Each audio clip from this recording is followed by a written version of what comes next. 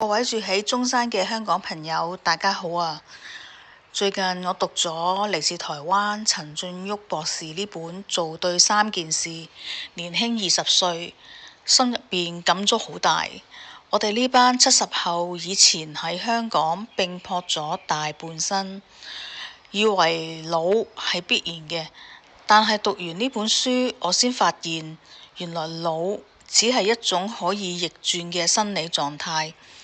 我想透過呢段短片同大家分享點解我會介紹呢本書，同埋我哋喺中山定居點樣可以贏返嗰20年。講逆齡之前，要先認清一個隱形殺手。博士叫佢做死亡荷爾蒙，其實則係腎上腺皮質醇。以前我哋喺中環趕返工，應付老闆，每分鐘都係建設緊呢種荷爾蒙，佢本身係愛嚟救命用嘅，但長期壓力會令身體長期處於搏命模式，熄晒所有修復功能。依家喺中山望住呢片慢活嘅天，我先至學識點樣熄咗呢個火警鐘啊！博士有一個好正嘅比喻。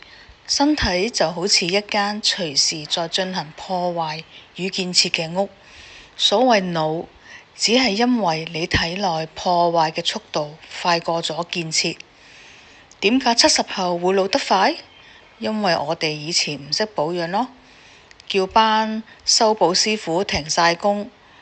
嚟到中山，我哋第一步係要揾返班師傅返嚟，令建設重新快過破壞。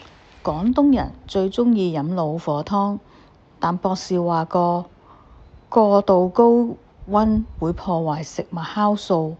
佢提倡生熟食1:1。中山買菜咁方便新鮮，大家會餐加份生菜或水果，用呢啲活性原材料去修補身體間屋，精神真係會好好多㗎。博士將細胞入邊嘅端粒比喻成月票，每分裂一次月票就剪一格，剪完人就老。點樣慳住使？關鍵係放鬆同熟睡，確保每日黃金時間熟睡，身體先會重新啟動深度修補。呢張生命月票，我哋要慳住用啊，先可以活到120歲天命㗎。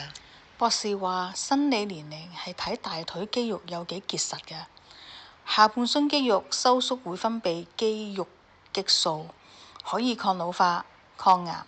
我哋70後以前用對腳行出香港傳奇，依家嚟到中山，每日去行下步道流出油汗，先係對下半身最好嘅醫保㗎。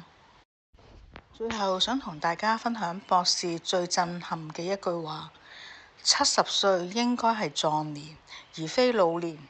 我哋70後依家先係人生中場，只要做對3件事，贏返嗰20年嘅唔係奇蹟，係可以實踐嘅選擇。如果你都想喺中山住得更健康，歡迎留言分享你嘅睇法，我哋一齊逆齡起步。